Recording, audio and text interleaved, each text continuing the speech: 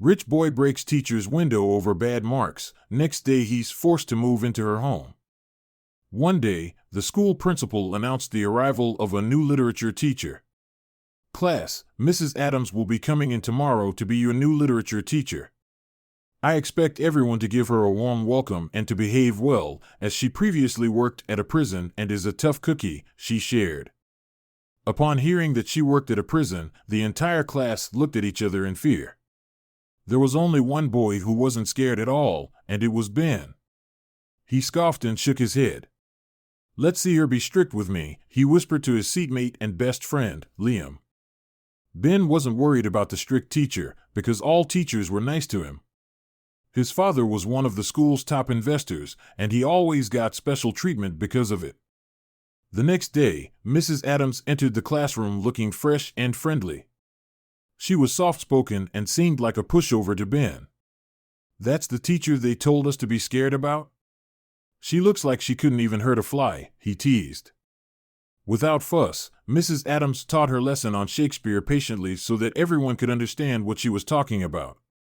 She asked the class to prepare for a short quiz before the end of their session, which prompts everyone to take notes and listen intently.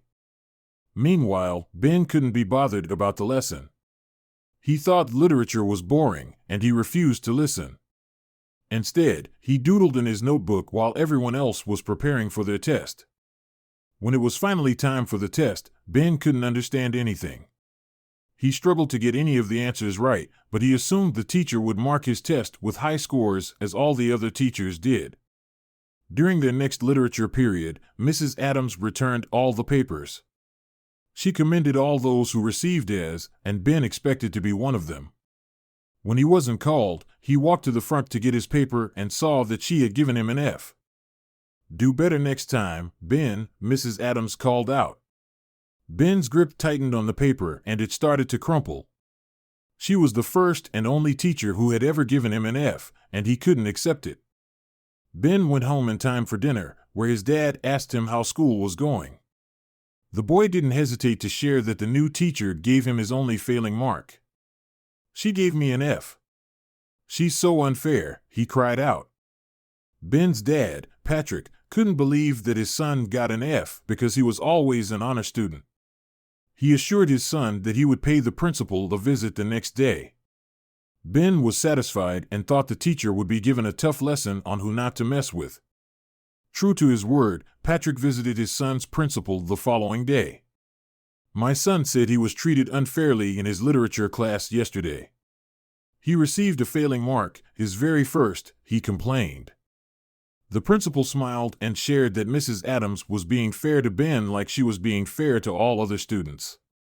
"Here is the test," the principal says, taking it out from a folder. "If you read through it, it was only right that Mrs. Adams gave him a low mark." Upon reading the test answers, Patrick was disappointed that Ben chose not to answer any of the questions properly. The boy had mocked the literary work and had written nonsense. That evening, Ben discovered that his dad had found out the truth about his test. "You didn't put any effort into doing well in that test," Patrick accused. "How can you expect her to give you a good grade when you wrote nonsense?" he asked his son. Ben's face turned red hot. He was angry that his father had learned the truth. He wanted to take revenge on his new teacher, so he followed her to her house after school the next day and learned that she lived in a poor block filled with worn-out trailers and container houses. Furious at Mrs. Adams for embarrassing him in front of his father, Ben took a brick from the ground and threw it at her window. When he did, he noticed a startled girl in a wheelchair looking straight at him. The girl did not get hit, though she almost did. The boy instantly regretted his actions but ran away in fear of the punishment he'd get if anyone saw him there. Unfortunately for him, it was too late. The damage had already been done. Patrick waited for Ben outside their front door. Ben instantly knew that Patrick had heard about what had happened. "How dare you try to hurt another person, Ben," his father yelled. "I didn't raise you to be a menace." "I'm sorry," Ben said, afraid of his father. "Sorry won't cut it. I know you don't mean it. I've packed your bags." You're going to live with Mrs. Adams to fix her window and to take care of her daughter until you finally learn your lesson, he said, throwing Ben's bag on the floor. Now, go. Ben cried upon realizing that his dad was serious. Dad, I've learned my lesson, he said. Please don't send me to her house, he begged. Patrick refused to listen and told Ben to go straight to Mrs. Adams' house to apologize. He did and was afraid of how his teacher would treat him after finding out about what he did. To his surprise, Mrs. Adams was incredibly warm toward him. I worked at a prison, she reminded him. I've seen and experienced worse. I forgive you, son, she said. Upon entering her house, he was surprised to see that she had a disabled daughter who needed a wheelchair to get around. This is Clarissa, she introduced. Every day, Ben would go home with Mrs. Adams and help take care of Clarissa. After days of talking to one another, Ben and Clarissa become good friends. They followed one another on Instagram, and the young girl's page showed that just a year prior, she could still walk. I hope you don't mind me asking, but what happened? He asked her. My mom had a husband, my stepdad, Clarissa started to share. He had always been strict towards us, but after a while, he started to become more and more aggressive. My mom didn't want to be around him, so we skipped town. When we did, we got into an accident when a driver fell asleep at the wheel and hit us head-on, she explained. My stepdad found out about the accident and refused to pay for any of our treatments because he knew we were running away from him.